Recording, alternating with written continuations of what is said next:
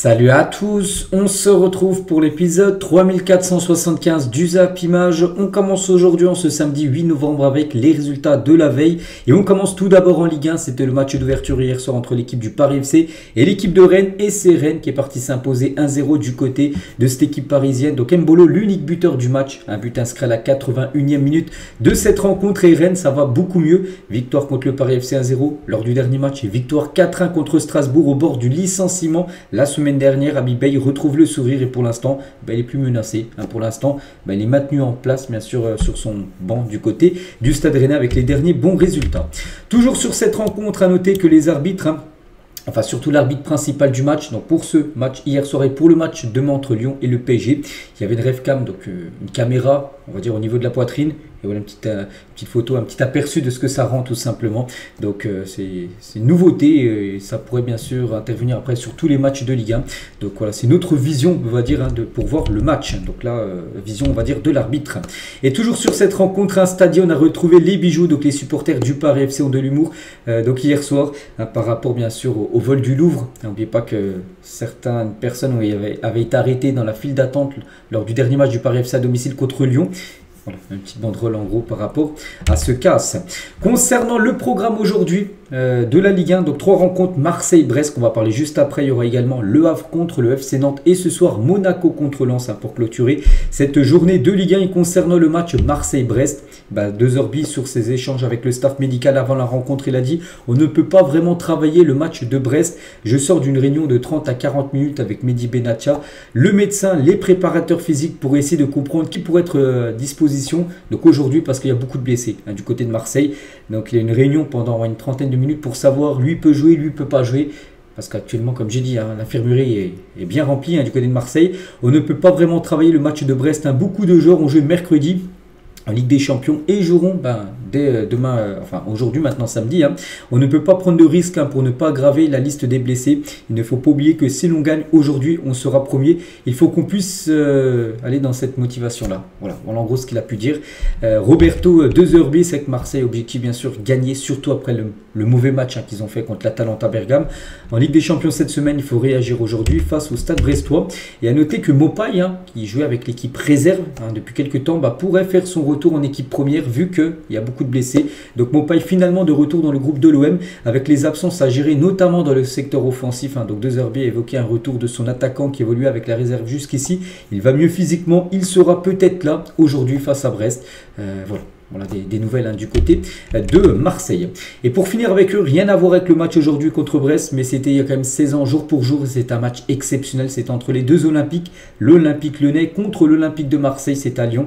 Et ça s'était fini sur un 5-5, peut-être le plus grand match de l'histoire de la Ligue 1. Donc ça va être un match totalement fou. 10 buts dans la rencontre. On continue. Tiens, on va parler d'un autre match aujourd'hui. Monaco qui reçoit Lens ce soir. Et Sébastien Pogognoli dévoile une nouvelle date de retour pour Paul Pogba. Qu'on attend. Pogba n'a toujours pas joué cette saison. Donc un retour après la trêve, c'est ce qui est prévu. Il ne sera pas présent pour ce match ce soir contre Lens, ça c'est sûr et certain. Un retour après la trêve, c'est ce qui est prévu. On est sur ce timing. Maintenant, à voir aux entraînements comment ça va se passer. Mais oui, on est sur ça. Dès le prochain match après la trêve, il devrait faire son retour. Donc d'ici à peu près 2 semaines, ça doit être le retour de Paul Pogba, on peut dire enfin. Et toujours avec la Ligue 1. À noter que le nombre d'abonnés sur la chaîne Ligue 1+, vous savez, la chaîne qui diffuse 8 rencontres sur 9, l'autre rencontre est diffusée sur Bein, continue d'augmenter le nombre d'abonnés. L'objectif de fin de saison est quasiment atteint. Ils avaient fixé un objectif, je ne sais plus de combien, en fin de saison. Et là, en ce 8 novembre, il est déjà quasiment atteint cet objectif. Donc voilà, en gros, c'est une grande réussite pour l'instant, cette chaîne Ligue 1+. Toujours en France, on va parler cette fois-ci de la Ligue 2 rapidement. Il y avait quelques rencontres hier. Tiens, tout d'abord, Montpellier qui joue contre Annecy. Montpellier s'est imposé 1-0 grâce à leur capitaine Savanier, même s'il n'a pas le brassard. Je ne sais pas pourquoi il ne l'a pas, mais je sais que c'est lui son capitaine. Bon, bref, c'est lui qui a été buteur, ça c'est sûr. À la 54e minute du match, donc auteur d'un magnifique coup franc. Il a inscrit l'unique but de la rencontre. Donc ça va beaucoup mieux, les gars, pour Montpellier. Et actuellement, dans une belle dynamique. Les 5 derniers matchs, il y a 4 victoires, un match nul, 0 défaite. Voilà, en prenant autant de points comme ça. et bah, tu remontes très fort tout simplement dans ce classement. 2, Ligue 2 objectif pour Montpellier, retrouver la Ligue 1, bien sûr, qu'ils ont quitté la saison dernière. D'autres résultats, tiens, Reims qui est parti s'imposer 3-1 du côté de Bastia, la victoire de Clermont 2-1 contre l'équipe de Amiens, le nul entre Dunkerque et Boulogne 1 partout, Grenoble s'est imposé 2-1 et la victoire de Laval du côté de Nancy 2-0. Voilà, concernant les résultats de cette 14e journée du côté de la Ligue 2. Et concernant l'équipe de Caen, bon, Caen va jouer bien sûr ce week-end, et le Stade Malherbe de Caen enchaîne un 4e match de suite sans victoire en national, parce que là c'était du national bien sûr hier, donc c'est que Caen les gars ça va pas fort, hein. Regardez leurs derniers résultats, et les Canets quand même pointent à la 10e place, hein, bien sûr de cette troisième division française. Et vous savez qui est propriétaire, hein, de Caen, c'est Kylian Mbappé, enfin voilà, la famille Mbappé. Et tu vas faire couler ta ville comme les Mbappé. Donc fan de Caen, Orelsan, donc un rappeur, hein, taille la famille Mbappé dans son nouveau titre La Petite Voix. Ouais, il a dit en gros, fais pas semblant d'aimer ta ville, elle est claquée. En gros c'est une chanson, hein, enfin une parole. Et tu vas faire couler ta ville comme les Mbappé. Et Kylian Mbappé a réagi, regardez, sur son compte X officiel. T'es le bienvenu pour sauver la ville que tu aimes tant, en mentionnant Orelsan, hein.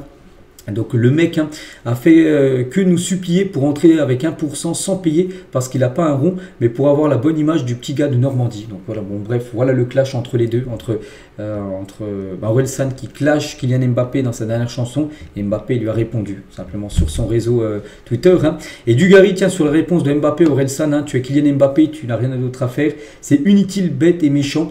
Est-ce que ça valait vraiment le coup de l'afficher, de répondre comme ça, qu'il n'accepte pas les critiques, je l'entends, mais la réalité est tout de même là, tout ce qu'il a fait, il l'a mal fait. Voilà, en parlant de Mbappé, tout ce qu'il a pu faire du côté de Caen, il l'a mal fait en tant que proprio tout simplement de cette équipe du Stade Malherbe de Caen.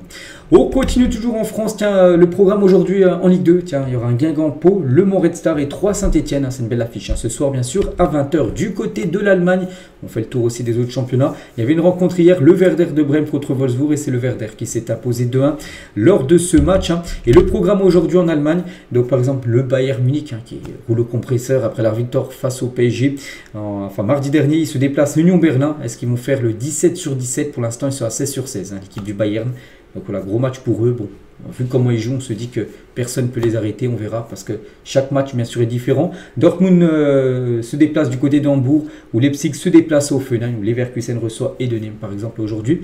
Au programme du côté de la Bundesliga. Du côté de l'Italie, hier il y avait un Pise Cremonese et c'est Pise qui s'est imposé 1-0. C'était un duel de promus. Donc belle victoire bien sûr pour l'équipe de Pise. Et au programme aujourd'hui, la Juventus par exemple reçoit le Torino ce soir. L'AC Milan se déplace du côté de Parme. Du côté de la Liga, il y avait également une rencontre hier, le match d'ouverture de cette 12e journée du championnat espagnol. Elche contre la Real Sociedad, score final 1 partout. Voilà, partage de points entre ces deux équipes. Au programme aujourd'hui par exemple, l'Atlético Madrid reçoit l'équipe de Levante, l'Espagnol Barcelone reçoit Villarreal et Séville reçoit Osasuna. Donc concernant le Barça, ce sera le Celta Vigo demain. Et le Real Madrid jouera contre le Rayo Vallecano. Ce sera deux matchs compliqués, hein, pour les deux gros clubs espagnols qui joueront demain, jeudi, dimanche, hein. Du côté de la première ligue, il n'y a plus de résultats hier parce qu'il n'y a pas eu de match. Mais aujourd'hui, grosse journée football. Regardez, à 13h30 le match Tottenham contre Manchester United. C'est une belle affiche, hein. Everton, Fulham, West Ham, Burnley, Sunderland, Arsenal. Arsenal, le leader, qui joue contre une très belle équipe de Sunderland. Je crois qu'il doit être 4 ou 5e de PL. Et Chelsea contre Wolverhampton. À noter demain un énorme match, hein. Manchester City joue contre Liverpool. Voilà, deux équipes qui ont quand même dominé la première ligue, hein, sur les 5-6 dernières années. Ça affronte demain. Mais en tout cas, aujourd'hui, grosse journée foot. Et côté Manchester qui se déplace à Tottenham. Et à Manchester, on sait que le dernier mois, le mois d'octobre, a été plutôt bon. La preuve, les gars, officiels, Ruben Amorim est élu entraîneur du mois d'octobre en première ligue. 3 matchs en première ligue au mois d'octobre, hein, je vous parle, 3 victoires. Voilà, on sait qu'il était sur une série de 3 victoires. Bon, le 4e match, ça a été annulé la semaine dernière contre Nottingham. On est au mois de novembre, hein, la semaine dernière. En tout cas, pour le mois d'octobre, c'est lui le meilleur entraîneur. Et le meilleur joueur, c'est Bryan Mbeumo. Donc voilà, un mois d'octobre parfait pour Manchester United. 3 matchs, 3 victoires. Mbeumo, joueur du mois. Ruben Amorim, entraîneur du mois. C'est plutôt rare, hein, du côté de Manchester. Donc félicitations bien sûr à ces deux-là. On va parler aussi du match demain, Manchester City contre Liverpool. Surtout pour Pep Guardiola, l'entraîneur de City. Ce sera un match spécial pour lui. Ça sera son 1000e match. 1000. Voilà, 1000, ça sera ce gros match contre l'équipe de Liverpool. Et Guardiola va entraîner son 1000e match ce dimanche face à Liverpool, son plus grand rival. Si je devais choisir un rival, ça serait le meilleur, un Liverpool, surtout avec Klopp. a été notre plus gros rival. Dans ce pays, franchement, on ne pouvait pas rêver mieux. Le destin, l'univers, on a décidé aussi. Bon, quand je dis 1000 matchs, je pense pas que c'est 1000 matchs avec City. C'est 1000 matchs depuis... ouais, c'est ça, c'est 1000 matchs depuis qu'il est entraîneur, tout simplement. Pep Guardiola, hein, si on prend en compte aussi les anciens clubs qu'il a pu coacher comme le Barça ou le Bayern, par exemple. Hein. Et Guardiola, sur son immense parcours d'entraîneur, donc atteindre les 1000 matchs sur le banc, c'est très spécial pour moi. Quand j'ai commencé avec le Barça B, je n'aurais jamais imaginé arriver jusque-là, diriger 1000 matchs dans sa carrière. Ce sera le cas demain. On veut juste bien faire les choses, jouer au football comme il faut et voir où cela nous mène. Hein. J'ai eu la chance d'entraîner 3 clubs incroyables avec Barcelone, le Bayern et Manchester City avec un soutien total. Cela m'a permis de travailler sereinement et de donner le meilleur de moi-même. Je suis très fier de ma carrière d'entraîneur. Il peut, hein. Donc les trophées remportés, honnêtement, je n'aurais jamais imaginé en gagner autant. C'est magnifique, je ne changerai jamais rien en gros. Merci à toutes les personnes avec qui j'ai travaillé sur ces 18 dernières années et surtout à ma famille pour son soutien inconditionnel. Voilà ce qu'il a pu dire par rapport à cette barre des 1000 matchs de coach en gros qui va atteindre bien sûr demain. Et toujours avec Guardiola et toujours en conférence de presse, hein, il a dit, il prévient aussi Arsenal joue aujourd'hui contre Sunderland, Arsenal actuellement leader. Il a dit, personne ne gagne de titre au mois de novembre, parce qu'actuellement ils sont promis, on sait Arsenal. Les titres hein, se jouent bien sûr au mois de mai, voilà, c'est avril-mai. Quand on arrive sur la fin de saison, c'est là qu'il est le plus important d'être bien sûr premier. Donc il dit que City, qui est actuellement deuxième, hein, sera une grosse menace hein, tout au long de la saison, bien sûr, pour les Gunners. Donc voilà ce qu'il y a à dire sur le programme de ce week-end hein, sur les gros championnats en Europe. On va parler aussi rapidement de la Coupe du Monde U17 qui se joue actuellement. Chaque jour, hein, je vous montre les résultats. Voilà. On peut voir par exemple l'Angleterre s'est imposée 8-1 contre Haïti. L'Allemagne a fait l'Allemagne 1 partout contre la Corée du Nord et 0-0 contre le Salvador et la Colombie. Le Mexique s'est imposé 1-0 contre la Côte d'Ivoire. Le Brésil s'est imposé 4-0 contre l'Indonésie. Donc voilà, tous les résultats. Donc là, c'était bien sûr les matchs d'hier. Les matchs aujourd'hui en ce samedi 8, voici le programme avec pas mal de rencontres. Tiens, la France joue contre le Canada, c'est en début d'après-midi 14h30. N'oubliez pas que la France a déjà gagné son premier match 2-0 contre le Chili. Donc s'il gagne aujourd'hui, la qualif sera là. Hein, voilà, donc victoire hein, pour les Français. Le Mali contre l'Autriche, l'Arabie Saoudite contre la Nouvelle-Zélande ou par exemple les États-Unis contre le Tadjikistan. Aujourd'hui à 15h45. Voilà, on parlera bien sûr de ces résultats lundi plutôt. On continue, on va parler maintenant de la trêve internationale parce que là vous savez que bon là il y a des matchs aujourd'hui, match demain de championnat et lundi c'est parti pour la trêve, la dernière les gars, la dernière avant le mois de mars. Après pendant 5 mois il n'y aura plus de trêve, donc on va parler de quelques sélectionneurs qui ont dévoilé leur liste. Hein. Tiens, tout d'abord du côté de l'Angleterre, et c'est officiel, la liste de la sélection anglaise pour la trêve internationale. Retour déjà de Jude Bellingham, qui n'avait pas été là lors de la trêve du mois d'octobre. Il est présent, bien sûr. Et à noter la première d'Alex Scott. Alex Scott, vous dites, qui est ce joueur? C'est le joueur en bas à droite, un joueur de Bournemouth, les gars. Il est né en 2003, donc il est tout jeune. Il l'a appelé pour la première fois en sélection anglaise. Énorme début de saison avec Bournemouth, et du coup, il a été récompensé avec... il a été appelé par Thomas Tuchel hein, du côté de la sélection. À noter que par exemple Trafford, Shaw, Lewis Kelly ou Watkins n'ont pas été appelés hein, dans cette liste de l'Angleterre. Du côté de l'Espagne aussi, donc officielle liste de l'Espagne pour la trêve internationale. Donc Lamine Yamal et Fabien Ruiz sont de retour, deux joueurs qui n'avaient pas été là lors de la dernière trêve. Ils sont là. Pedri, donc lui forfait, hein, il reviendra au mois de mi-décembre, donc il ne peut pas être là bien sûr. Et Carreras et Baldé ne sont toujours pas appelés, sinon bien sûr, je ne vais pas tout citer les joueurs, mais par exemple Grimaldo, Laporte, Oyarzabal, Lamine Yamal a parlé, Fermin Lopez, même Daniel Mo sont tous appelés hein, du côté de l'Espagne. Hein. Donc les deux matchs les gars, donc ce sera un match contre la Géorgie et contre la Turquie, voilà pour l'Espagne qui est quasiment, bon, ils ne sont pas encore officiellement qualifiés, mais je crois qu'ils ont 4 matchs, 4 victoires. Voilà, il leur faut seulement un point sur les deux derniers matchs là, puis ça sera acquis bien sûr pour la sélection espagnole. Et concernant Lamine, hein, comme je dis, de retour, souvenez-vous lors de la dernière trêve, de base il devait être avec l'Espagne, puis le Barça est sorti un communiqué quelques heures après pour dire qu'il était blessé pour ne pas aller jouer bien sûr avec l'Espagne. Donc là cette fois-ci il est bien présent et il devrait jouer bien sûr Lamine. Et Juan Laporta, le président du Barça, il a dit hein, sur la convocation de Lamine Yamal, donc j'aimerais qu'il gère bien son temps de jeu. J'ai toujours considéré l'équipe nationale comme une forme de reconnaissance bien sûr, hein, si tu es bon en club, ben, t'as appelé en sélection, et voilà, c'est une forme de reconnaissance. En gros, l'Espagne est déjà pratiquement qualifiée. Je ne veux pas influencer le sélectionneur car je comprends qu'il doit le convoquer, bien sûr, parce que le sélectionneur Luis de la Fuente appelle les meilleurs joueurs espagnols, et Lamine Yamal, bien sûr, en fait partie. Mais voilà, il dit, Laporta, il espère en gros que Luis de la Fuente gère son temps de jeu, qu'il ne le fasse pas trop jouer, parce que l'Espagne est déjà pratiquement qualifiée. Il leur manque pratiquement rien pour valider leur ticket. Donc c'est pour ça qu'il espère voilà, qu'il peut-être qu'il joue des bouts de match, mais qu'il ne joue pas les 2 rencontres entières hein, lors de ces 2 matchs. Hein, surtout qu'il a toujours cette pubalgie, bien sûr, Lamine. Hein. Et Luis de la Fuente sur Lamine Yamal, hein, c'est un processus naturel que Lamine Yamal ait besoin d'être géré sur le plan humain et footballistique, car il n'a que 18 ans. Donc voilà, ce sera certainement un Lamine Yamal ménagé. Voilà, il jouera peut-être un match seulement sur les 2 là, lors de cette trêve internationale. Hein, ce serait plutôt une bonne nouvelle pour le Barça. Et toujours, tiens, avec lui, Jorge Mendes, l'agent de Lamine Yamal, hein, s'est exprimé à son sujet. Donc, il a dit: je ne comprends pas tout ce tapage autour de Lamine. Nous avons tous eu 18 ans. Nous devons le soutenir et l'aider au maximum car il est un atout précieux pour le club, hein, bien sûr, du Barça. Lamine sait parfaitement ce qu'il a à faire sur et en dehors du terrain. Et c'est exactement ce qu'il fait, se concentrer sur son travail en silence et parler peu. C'est un garçon très brillant qui apprend chaque jour. Le plus grand atout de Lamine est de laisser parler son jeu sur le terrain et il le fait comme personne, bien sûr. Où il est plus fort, c'est dans le football. Et là, il met tout le monde d'accord. Enfin, souvent, bien sûr, Lamine. Hein. Donc, à chaque match, il produit au moins un chef-d'œuvre.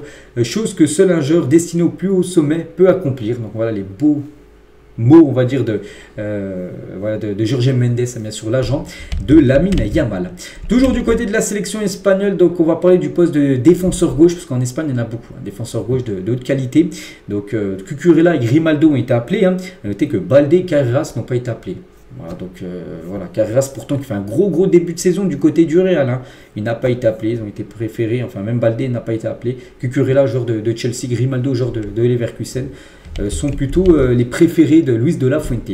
Et toujours tiens avec la sélection espagnole, à noter que c'est bon, je vois pas que c'est marqué officiel, mais ça devrait bien être cette date-là. L'Espagne et l'Argentine s'affronteront dans le cadre de la Finalissima le 27 mars 2026, donc lors de la prochaine trêve internationale. Donc ça sera au stade de Lusail au Qatar, donc le stade où s'était joué la dernière finale de Coupe du Monde entre la France et l'Argentine.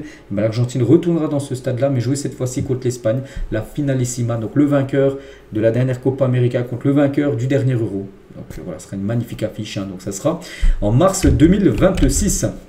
On continue avec d'autres sélections. On a parlé de l'Angleterre, on a parlé de l'Espagne, on va parler maintenant du Portugal. Donc voici la liste du Portugal pour le rassemblement du mois de novembre. Donc première convocation pour Carlos Forbes. Hein. Ce joueur, les gars, avec une semaine magnifique, comme du match face au Barça, il a marqué 2 buts et une passe avec Bruges, hein, cette semaine. Et vendredi, enfin, c'était hier, hein, il apprend sa première convocation avec le Portugal.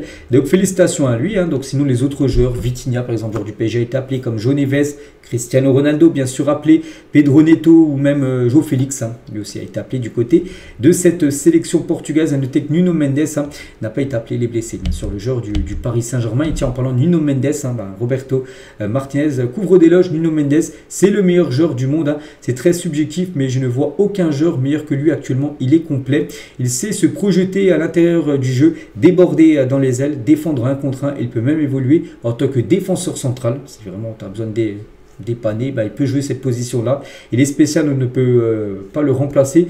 Donc voilà, un magnifique hommage, enfin message comme du sélectionneur bien sûr du Portugal sur Nuno Mendes. On continue, on va parler cette fois-ci des Pays-Bas, hein, pour leurs 2 prochains matchs là. Donc voici la liste des Néerlandais. Donc première sélection pour Luciano Valente, voilà, ce joueur du Feyenoord, la première fois qu'il a appelé. À noter que Matthijs de Ligt et Noah Lang sont de retour dans la liste de cette sélection néerlandaise. Sinon par exemple Van Dijk, Depay ou même Frenkie de Jong sont bien sûr appelés, hein, du côté des Pays-Bas. Du côté de la Belgique aussi, voici la trêve. Donc première sélection pour le Lillois Nathan Ngoy, qui tourne donc le dos à la RDC parce qu'il a le choix entre la RDC et la Belgique, et du coup il est convoqué avec la Belgique, donc du coup il n'ira pas avec la RDC. Voilà, donc Diego Moreira fait son retour également dans la liste, hein, le joueur de Strasbourg. Du côté du Maroc aussi, la liste a été dévoilée par Walid Regragui. Donc 2 matchs, hein, la Mozambique et l'Ouganda. C'est 2 matchs de préparation bien sûr à la Coupe d'Afrique des Nations qui commence dans un mois et une dizaine de jours à peu près, ce sera le 21 décembre prochain. Bon bref, voici tous les jours appelés, donc tout le monde est là, sauf bien sûr le capitaine Achraf Hakimi qui n'est pas là, bien évidemment, blessé Achraf. Hein. Et Sofiane Diop, hein, fait son retour en sélection marocaine, mérité après son bon début de saison avec Nice. Ouais, il a marqué quand même pas mal de buts sur ces dernières semaines et du coup il a été appelé, il fait son retour du côté du Maroc. Hein. Très bonne nouvelle, c'est la dernière liste avant la liste finale de la CAN. Voilà, donc c'est peut-être une bonne nouvelle, on va dire. Enfin, oui, c'est une bonne nouvelle pour Sofiane Diop. Et pour revenir, nous, sur Achraf Hakimi, hein, Walid Regragui, donc en conférence de presse, il a dit Hakimi sera avec nous pour la CAN. Voilà. Que ce soit sur le terrain ou dans le vestiaire, c'est-à-dire s'il ne peut pas jouer, il sera présent quand même. Voilà, le PSG, on pense, même s'il est blessé, il ne restera pas à Paris, il restera Ouais, il sera au Maroc et il sera, on va dire, dans le vestiaire avec les joueurs. Bon, on espère qu'il puisse jouer, bien sûr, mais s'il ne peut pas jouer, eh ben, il sera important, bien sûr, avec Grégory, vu que c'est un joueur avec beaucoup d'expérience. Hein. Il aidera les plus jeunes. Hein. Il ne jouera que s'il a 100%, hein, ça c'est sûr. Hein. Donc s'il y a un joueur qui peut revenir rapidement, c'est bien Achraf Hakimi. Nous avons l'un des meilleurs staffs médicaux au monde, comme celui du PSG. Et bien sûr, l'objectif, hein, c'est qu'il soit présent pour le match d'ouverture du Maroc, hein, le 21 décembre prochain. Et toujours avec Hakimi, au PSG, le nombre de maillots aussi vendus floqués au nom d'Achraf Hakimi a augmenté depuis sa blessure. Le Marocain se classe à la 3e place des joueurs qui vendent le plus de maillots au sein du club de la capitale. Il y en a beaucoup qui ont acheté là sur ces dernières semaines le maillot d'Achraf Hakimi, et surtout depuis sa blessure. Bon, à date d'il y a quelques jours, il y en a beaucoup qui ont voulu acheter le maillot Hakimi. Donc c'est le 3e joueur qui vend le plus de maillots. Le 2e, les gars, c'est Désiré Doué. Et le 1er, c'est Ousmane Dembélé. Voilà, par rapport au top 3 des maillots les plus floqués actuellement du côté du Paris Saint-Germain. On continue, on va parler cette fois-ci du jeune Marseillais Robinho Vaz. Hein. Regardez sa dernière story Instagram, donc une photo de lui qu'il a publiée avec le maillot de l'équipe de France, qui joue avec les catégories jeunes de la France. Hein. Donc hasard de programmation ou message clair, Robinho Vaz a publié cette story quelques heures après les propos du sélectionneur sénégalais. Qu'est-ce qu'il a dit le sélectionneur sénégalais? Et ben il a dit ça, donc Pape Thiaw, le sélectionneur de Lyon de la Teranga, c'est une demande nationale, je me suis rapproché de la famille de Robinho Vaz. Hein. Les discussions continuent, voilà, parce que du côté du Sénégal, ils aimeraient tout simplement qu'ils choisissent plutôt le Sénégal que la France.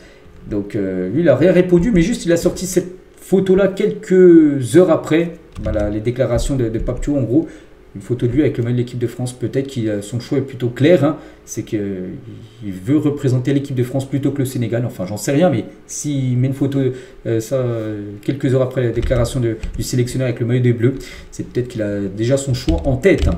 On continue toujours du côté du Sénégal. Hein. C'est officiel, Edouard Mendy a remporté le prix du meilleur joueur sénégalais de l'année à l'étranger. Félicitations à lui. Il est aussi nommé au CAF Award 2025 pour remporter le prix du meilleur gardien africain de l'année. Une très belle année pour le gardien d'Al-Ahly qui a remporté la Ligue des champions asiatiques avec cette équipe, avec par exemple Riyad Mahrez qui joue dans son club. Hein. Il a même été élu meilleur gardien de cette Ligue des champions asiatiques. Et voilà, donc en tout cas, c'est lui qui a remporté le prix du meilleur joueur sénégalais de l'année. Donc félicitations à Edouard Mendy. On continue, on va parler cette fois-ci de l'équipe de France. Hein. Donc la France, là, donc le 13, dans 5 jours, joue contre l'Ukraine. Voilà, ça sera un match, les gars, spécial hein, avec les 13 novembre, ce qui s'est passé il y a 10 ans, le 13 novembre 2015, avec les attentats à Paris. Donc la FFF va mener plusieurs actions symboliques lors du France-Ukraine pour rendre hommage aux victimes des attentats du 13 novembre. Donc une minute de silence déjà sera honorée avant le coup d'envoi.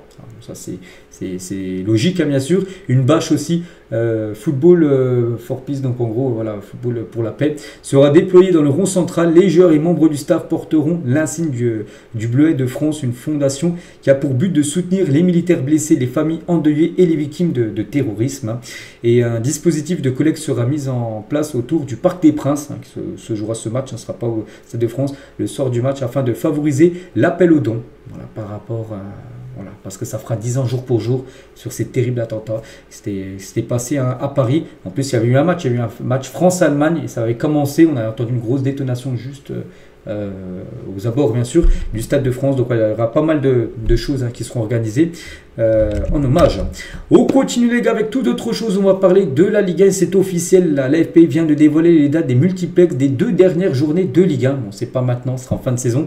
Donc, tout d'abord, le 9 mai 2026 à 21h, multiplex de la 33e journée. Et la semaine d'après, le 16 mai, donc ça sera normalement 2 samedis, le samedi 9 et le samedi 16. Donc le samedi 16 à 21h, multiplex de la 34e et dernière journée, bien sûr, de ce championnat de Ligue 1. On continue avec Arda Güler et c'est officiel. Arda Güler a reçu son trophée de joueur du Real Madrid pour le mois d'octobre. Hein. Félicitations, lui succède à Kylian Mbappé qui a remporté le prix pour le mois d'août et le mois de septembre. Donc lui le remporte pour le mois d'octobre. Donc Mbappé n'a même pas été parmi les 5 parce que si Mbappé aurait été parmi les 5 nommés, il aurait certainement encore remporté le prix. Donc au Real, on s'est dit, bon, on va enlever Mbappé, comme ça sera notre joueur. Et du coup, c'est Arda Güler qui a remporté ce prix. Toujours tiens du côté du Real Madrid, on va parler de Xabi Alonso, donc le coach. Hein, il a testé quelque chose plutôt d'immédiat à l'entraînement. Il a testé Ferland Mendy en tant que défenseur central lors du dernier entraînement. Voilà, peut-être une indication par rapport au match de demain. Le Real joue contre le Rayo Vallecano. Ce sera un stade compliqué. Voilà, Mendy, en plus, on sait que ça fait longtemps qu'il est blessé. Et ben, en tout cas, il a été testé en tant que défenseur central. Parce qu'il va essayer de le faire jouer comme ça demain. On en saura beaucoup plus pour la rencontre demain.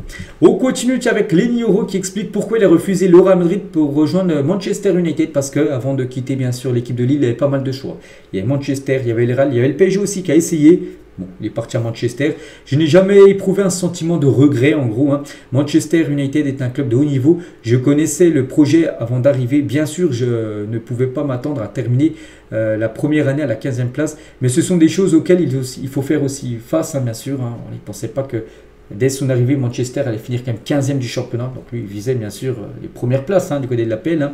Il n'y avait pas que le Real Madrid ou Manchester. Beaucoup de clubs me courtisaient, le PSG par exemple. Mais j'ai choisi United et j'en suis vraiment heureux. Voilà, en gros, ce qu'a pu dire Lenny Yoro.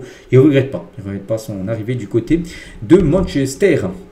On va parler de Rudiger, les gars. Et Rudiger espère prolonger du côté du Real Madrid. Les discussions sont pour le moment suspendues en raison de sa blessure à l'ischio-jambier. Donc une blessure bien sûr derrière la cuisse. Il va être quand même bientôt de retour, comme Rudiger. Ça, c'est plutôt une bonne nouvelle. Peut-être un peu après la trêve internationale. Peut-être, on va dire, d'ici fin du mois de novembre, début du mois de décembre, pourra faire son retour, Rudiger. En tout cas, voilà, lui, il aimerait rester au Real. N'oubliez pas qu'il est en fin de contrat, en fin de saison. C'est le Real Madrid qui décidera s'il faut, oui ou non, le prolonger. On va parler de Upamecano. Donc, les propos de Christoph Freund, donc le directeur sportif du Bayern, sur l'avenir de Dayot Upamecano en fin de contrat, en fin de saison. Donc, il a dit, ce n'est un secret pour personne que notre objectif principal est de prolonger son contrat. Du côté du Bayern, ils veulent le prolonger. Donc, ça, c'est sûr. Il n'est pas surprenant que de nombreux clubs s'intéressent à lui, car il est l'un des meilleurs défenseurs centraux au monde. Par exemple, le Real, par exemple, s'intéresse fortement à Upamecano, qui est libre. Donc c'est pour ça que le Real Madrid, oui, s'intéresse à lui. Mais bon, du côté du Bayern, il souhaite le prolonger. Donc notre but, c'est qu'il reste longtemps avec nous. Il se sent vraiment chez lui. Ici, nous sommes en discussion, mais il n'y a rien de nouveau à signaler pour l'instant. Voilà, ça parle, mais pour l'instant, il n'a rien prolongé. S'il prolonge, il restera. Mais s'il ne prolonge pas, il partira libre dès le 1er juillet 2026. Des nouvelles de Victor Roque, ancien joueur du Barça, il revient depuis son départ du FC Barcelone. Donc 15 buts sur ses 20 derniers matchs, c'est pas mal. Donc troisième meilleur buteur du championnat brésilien, et convoqué avec le Brésil lors du prochain rassemblement. Donc voilà, 15 buts, on peut rajouter aussi 5 passes D sur ces 20 matchs. Donc voilà, lui qui avait eu beaucoup de mal au Barça. Après, il avait été recruté, mais le problème c'est qu'il avait très peu joué au Barça. Xavi, voilà, qui était le coach à l'époque, lui donnait pratiquement pas de jeu. Donc si tu joues pas, tu peux pas t'exprimer sur le terrain. Il avait été parti au Betis, puis du coup il est reparti au Brésil. Donc en tout cas ça marche très bien pour Victor Roque, tant mieux pour lui. Et concernant un autre attaquant brésilien, donc c'est Endrick. Donc Endrick, Fabrizio Romano le confirme, les gars, ça bouge pas, qu'Endrick donne toujours sa priorité à l'Olympique Lyonnais, malgré les dernières rumeurs l'envoyant en première ligue. Des clubs sont intéressés en Angleterre, tout ça, non. Fabrizio Romano dit que Endrick, lui, il a une priorité, enfin, pour partir, ce serait plutôt Lyon, pour jouer les 6 derniers mois de la saison en prêt. On continue, on va parler, et c'est officiel, de Gasperini, a été élu entraîneur du mois en Serie A. N'oubliez pas, c'est plus le coach de l'Atalanta, c'est Juric, le coach de l'Atalanta, lui il est coach de l'AS Roma, et c'est lui le meilleur coach du dernier mois. Félicitations bien sûr à Gasperini. Et toujours tiens du côté de l'Italie, et un coach à nouveau, les gars, c'est Paolo Vanoli, et le nouvel entraîneur de la Fiorentina. Stefano Pioli a été viré il y a quelques jours, n'oubliez pas, 10 matchs de la Fiorentina en championnat, 0 victoire. Ils ont fait 2 ou 3 nuls et ils ont perdu tout le reste des matchs. Pas de victoire et du coup l'entraîneur est sauté. Donc lui, les gars, il a déjà coaché par exemple le Spartak Moscou, Venise et le Torino. Voilà, c'est lui maintenant le nouveau coach tout simplement de cette équipe de la Fiorentina. Juan Laporta, donc le président du Barça, veut inaugurer le nouveau Camp Nou en rendant hommage à Messi. Donc ça serait une belle façon d'inaugurer le Camp Nou avec un hommage à Lionel Messi et un stade plein bien évidemment. Je serais ravi d'organiser un match en hommage à Léo Messi. Voilà en gros ce qu'il a pu dire en conférence de presse hier. N'oubliez pas que le Barça hier s'est entraîné du côté du Camp Nou. Il y a plus de 23 000 supporters qui ont pu être présents. C'était seulement un entraînement. Le prochain, il sera de nouveau dans leur camp de base d'entraînement. Mais hier, ils sont entraînés au Camp Nou. Il y a beaucoup de monde. Et voilà. En gros, il aimerait, pour inaugurer le Camp Nou, quand il sera fini à 100%, faire un match en hommage, bien sûr, à Léo Messi. On continue cette fois-ci avec Robert Lewandowski. On apprend aujourd'hui que l'AC Milan s'intéresse à Lewandowski pour janvier. Le buteur polonais préférait rester au Barça jusqu'à la fin de son contrat en juin. Il serait même prêt à baisser son salaire pour prolonger du côté du Barça saison prochaine. Donc on verra. Donc le Barça décidera s'il faut oui ou non prolonger tout simplement Lewandowski. En fin de saison, en tout cas l'AC Milan serait très intéressé par lui. On va parler du père de Lamine Yamal, donc Mounir Nasraoui, donc 35 ans, aurait demandé en mariage sa compagne, âgée de 23 ans. Voilà, 12 ans d'écart entre les deux. Donc autrement dit, donc Lamine Yamal, 18 ans, aura une belle-mère de seulement 5 ans son nez. Voilà, donc voilà, par rapport à la famille, bien sûr, Lamine Yamal. On va parler de Morgan Rogers, va prolonger avec Aston Villa. Le milieu anglais de 23 ans a trouvé un accord pour un nouveau contrat jusqu'en 2031 avec une grosse augmentation salariale pour l'attaquant anglais de l'équipe d'Aston Villa. On va parler du Paris Saint-Germain qui lance une nouvelle académie au Mexique. Donc l'ouverture aura lieu en janvier 2026. Le PSG, il y a quelques académies un peu partout dans le monde. Il y en a une, je sais, au Japon, il y en a une aux États-Unis et il y en a une également, enfin, qui va être ouverte là au Mexique dès janvier. Voilà, c'est-à-dire que ils vont tester, ils vont prendre les meilleurs éléments là-bas. Et s'il y a vraiment des sacrés cracks, et ben ces jours-là iront au centre de formation du côté du PSG à Paris. Une nouvelle académie va ouvrir du côté du Mexique. Et toujours avec Paris, le PSG surveille un tout jeune joueur allemand. Les gars, il s'agit de Kenneth et Schorn. Donc il a 17 ans, je ne vous cache pas, je ne connais pas du tout le joueur. Donc voilà, le milieu allemand disposerait d'une clause libératoire de 20 millions d'euros. Voilà, donc le PSG sera intéressé par ce joueur. On sait que le PSG maintenant des vues à changer de stratégie sur le mercato, c'est acheter des jeunes pépites. Jeune, lui a 17 ans, voilà, c'est une pépite, enfin peut-être, j'en sais rien, mais si Paris le suit, c'est qu'il est bon. Donc oui, on se dit que ça peut être possible, ce transfert. Toujours avec Paris, on va parler de Julián Álvarez, l'attaquant argentin de l'Atlético Madrid, révèle que Paris a tenté de le recruter et ne ferme pas la porte pour y aller au PSG. N'oubliez pas que c'était l'été 2024, il y avait le choix entre plusieurs clubs. Et du coup, il quittait City parce qu'il voulait avoir plus de temps de jeu. Donc il est parti à l'Atlético, mais le PSG voulait le joueur. Si j'envisage de jouer au Barça ou au PSG à l'avenir, finalement, je ne sais pas. Il ne dit pas non. Bon, après, il ne dit pas non plus oui, parce qu'il est quand même du côté de l'Atlético. Il a dit, je vois ce qui se dit sur le réseau. En Espagne, on parle beaucoup de moi et de Barcelone. C'est vrai que beaucoup à Barcelone disent que ce serait le remplaçant parfait de Lewandowski. Bon, après, c'est cher, bien sûr. Alvarez. Donc quand j'ai signé à l'Atlético, on a beaucoup parlé de Paris, c'est vrai. Il y a eu des discussions entre les dirigeants du PSG et mon agent. Donc oui, ça a bien été réel, les gars, que le PSG voulait Alvarez. Après, lui, il a plutôt préféré l'Atlético. Donc ils ont montré un intérêt pour me recruter, mais ça s'est pas fait. Pour le moment, je suis concentré sur l'Atlético. On fera le bilan fin de saison. Donc en gros, lui surtout aussi, il veut gagner des trophées. Manchester City, il en gagnait pas mal. C'est qu'en arrivant à l'Atlético, pour l'instant, c'est 0 trophée. Donc là, à part s'il gagne la Coupe du Roi, la Ligue des Champions, la Liga, ce qui m'étonnerait, je ne vois pas l'Atlético remporter un de ces 3 trophées-là. Ça sent encore peut-être une saison blanche pour lui. Et peut-être, oui, il y a des chances quand même que l'été prochain, il parte vraiment si la saison est moyenne avec l'Atlético. Et le Barça, oui, est une opportunité. Après, il va falloir mettre un gros chèque. Et le PSG, les gars, qui avait essayé en 2024, on se dit que oui, Paris pourrait peut-être essayer de revenir à la charge pour l'été 2026. Buffon, qui est ancien gardien du Paris Saint-Germain, dévoile le joueur le plus fort avec lequel il a joué, celui qui m'enthousiasmait le plus lorsque je le voyais sur le terrain, de part de ses gestes. C'était Neymar. Voilà, c'était Neymar le joueur qui a le plus choqué, on va dire, Buffon. C'est une équipe moyenne avec des joueurs moyens. Donc Domenech détruit l'Olympique lyonnais. Donc Lyon est une équipe qui fait illusion depuis un moment en sur-régime. Le seul impact offensif qu'ils ont, c'est quand il y a Malik Fofana ou Tolisso. Voilà ce qu'a pu dire tout simplement Raymond Domenech sur l'Olympique lyonnais. Et on finit avec lui aujourd'hui. Donc voilà les gars ce qu'il y avait à dire. J'espère que ça vous a plu. On se retrouve nous demain dimanche pour le prochain numéro. Je vous souhaite une très bonne journée et à demain.